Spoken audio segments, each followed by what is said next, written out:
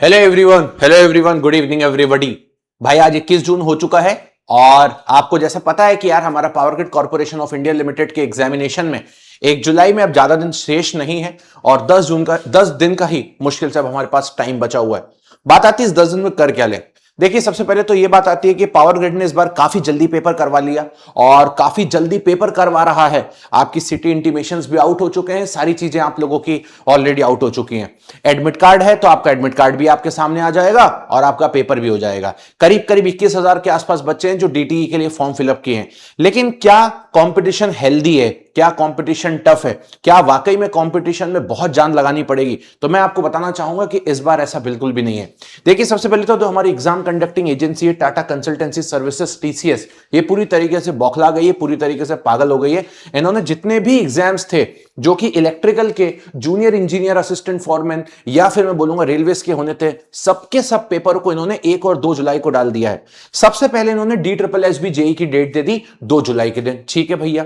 उसके बाद HPCL वाले बच्चों के इंटरव्यूज चल ही रहे थे 2-3 जुलाई को, तो वो तो आपके चल ही रहे थे, बट हमें उससे भी कोई दिक्कत नहीं थी क्योंकि DSSB वाली जनता और HPCL वाली जनता बिल्कुल अलग थी। लेकिन अचानक से इन्होंने बोला कि भैया हम तो एक काम करेंगे, 1 जुलाई को ही पावर ग्रिड का पेपर ले लेंगे। बहुत सारे ऐसे बच्चे हैं जिनका पावर ग्रिड और RRB और जिनका पावर ग्रिड और DSSB क्लैश हो रहा था 1 और 2 को, HPCL का इंटरव्यू भी क्लैश हो रहा था। लेकिन बच्चे कहीं ना कहीं सोच रहे थे चलो ठीक है, भाड़ में जाने दो, अपन एक काम करते हैं, पावर ग्रिड की तैयारी मतलब पावर ग्रिड का पेपर दे देते हैं। अचानक से PGCIL की डेट के कुछ ही दिन बाद रेलवे बोलता है भैया सुनिए, हम तो आपको RRB जेई CBT 2 की डेट दे रहे हैं, वो भी 2 जुलाई को, और इसी के साथ पावर ग्रिड वाले जितने भी बच्चे थे या RRB जेई वाले जितने भी बच्चे थे, इनको थोड़ा सा दिक्कत होती है क्योंकि 1 जुलाई को पावर ग्रिड का पेपर देना और 2 जुलाई को RRB जेई CBT 2 देना, ये बहुत ही अपने आप में दिक्कत वाली बात थी। लेकिन ये कितने बच्चों के लिए थी? ये कम से कम देश के 5 से 6 हजार बच्चों के साथ ऐसी दिक्कत थी क्योंकि 38,000 बच्चे, 38,000 बच्चे ऐसे थे जिन्होंने RRB जेई CBT 2 निकाला है, जिसके अंदर इलेक्ट्रिकल के कम से कम 15 से 20 हजार बच्चे हैं और उनमें से 5 से 6 हजार बच्चे ऐसे भी थे जिनका PGCIL और साथ ही साथ में मैं बात करूंगा RRB जेई CBT 2 क्लैश हो रहा है। और जिन बच्चों का नहीं क्लैश हो रहा था वो बच्चे निश्चिंत थे, उनको लग रहा था कि चलो PGCIL में कंपटीशन कम है। अचानक से 2 दिन पहले एक और बहुत बड़ा एग्जाम जिसका नाम था कोल इंडिया लिमिटेड का SECL South Eastern Coalfields assistant foreman electrical में, जहां पे इस बार 400 से ज्यादा वैकेंसी थी और करीब करीब अनुमान लगाया गया है कि यहां पर करीब करीब 20 से लेकर के 25,000 के आसपास फॉर्म फिलअप हुए हैं, जो कि एक सबसे बड़ा एग्जाम था हमारे सारे स्टूडेंट्स के लिए जिनका RRB या SSC नहीं निकला। और अचानक से इसकी डेट भी 2 जुलाई को दे दी और इस चक्कर में हो यह गया है कि अब बच्चा सिर्फ और सिर्फ किसी एक ही पेपर को टारगेट कर पाएगा क्योंकि यहां पर शहर अलग हो सकते हैं, समय अलग हो सकता है, और अगर शहर बहुत पास पास में भी है तो इतने कम समय में एक ही दिन के अंदर ट्रेवल कर पाना उतना आसान नहीं है। तो मैं यही बोलूंगा, जिन बच्चों का RRB जेई CBT 2 का पेपर है उन बच्चों को तो सिर्फ CBT 2 का पेपर देना चाहिए, अपने हिसाब से कोल इंडिया लिमिटेड के SECL को छोड़ देना चाहिए। जिन बच्चों का पावर ग्रिड का पेपर है और साथ ही साथ में SECL का पेपर भी है, उन सभी बच्चों को मैं बोलूंगा कि आप पावर ग्रिड का पेपर दीजिए, बिकॉज SECL में आपको कंपटीशन काफी हेल्दी मिल सकता है। इसके अलावा अगर मैं बात करता हूं जिन बच्चों का सिर्फ और सिर्फ कोल इंडिया लिमिटेड का SECL का पेपर है तो उनके लिए तो कोई चिंता की बात नहीं है। तो मैं यही बोलूंगा यार, पावर ग्रिड में इस बार थोड़ा सा कंपटीशन आपको कम मिलेगा। दूसरी बात, पावर ग्रिड का जो पेपर है वो जोन वाइज होता है। जैसे अगर आप देखेंगे कोल इंडिया लिमिटेड SECL में आप कंपैरिजन कर रहे हो तो SECL के पेपर में जोन वाइज नहीं होगा, वो ऑल ओवर इंडिया सभी बच्चा एक ही पर्टिकुलर 400 वैकेंसी के लिए एलिजिबल है। लेकिन अगर मैं बात करता हूं पावर ग्रिड की, तो पावर ग्रिड का पेपर जोन वाइज है। आपने जिस जोन से फॉर्म भरा है उतनी ही वैकेंसी के लिए आप एलिजिबल हो और कंपटीशन आपका थोड़ा सा कम देखने को मिलेगा।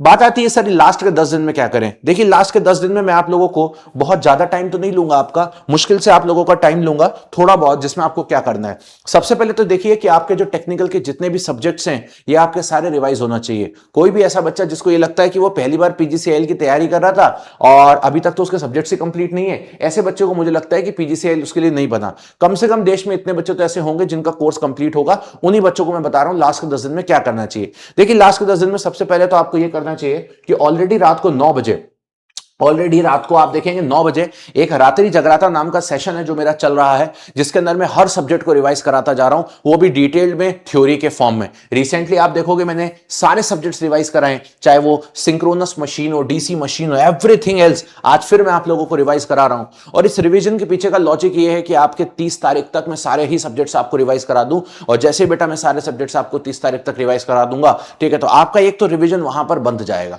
दूसरी बात ये ध्यान रखिए, मेरी 4 PM की क्योंकि वाईटी की क्लास जो है वो मंडे वेडनेसडे फ्राइडे है, और कुछ स्पेशल क्लास भी होगी जो मैं 30 तारीख तक लूंगा, उसको आप कंटिन्यूसली प्रैक्टिस के लिए देखें। तीसरी बात, आप लोग अपने नॉन टेक्निकल को स्ट्रॉन्ग कर लें, जितना ज्यादा स्ट्रॉन्ग कर सकते हो लास्ट मोमेंट पे। मतलब मैं यही बोलूंगा कि लास्ट मोमेंट पे आपके 50 नंबर के नॉन टेक्निकल में से आपका अच्छा खासा स्कोर होना चाहिए, क्योंकि आपको 170 नंबर में से 130, 125, 130 तक आराम से आपको टारगेट करते हुए चलना है, ताकि आप एक बेहतर तरीके से अपने जोन के अंदर रैंक को लेके आ पाए। चौथी बात, कुछ एक्स्ट्रा टॉपिक होते हैं पावर ग्रिड के, जैसे कंट्रोल सिस्टम हो गया, कभी कभार सवाल पूछ लेता है, ठीक है, कभी कभार थोड़े से बेसिक सिग्नल के सवाल पूछ लेता है। इन सब की आपको मेरी मैराथन्स ऑलरेडी यूट्यूब पे मिल जाएंगी आपको आने वाले 30 दिन के अंदर अंदर। पांचवी बात, पावर ग्रिड की जो टेस्ट सीरीज है उसको आप कोशिश करिए कि आने वाले 10 दिन में जितनी ज्यादा से ज्यादा खत्म कर सकते हैं उतनी खत्म करिए। ये बात मैं सिर्फ उन बच्चों को बता रहा हूं जिन्होंने अपना दिमाग अब बना लिया है कि उनको पावर ग्रिड का ही पेपर देने जाना है और कोई पेपर आसपास का नहीं देना है। उन सभी बच्चों के लिए ये सारी मेरी बातें हैं।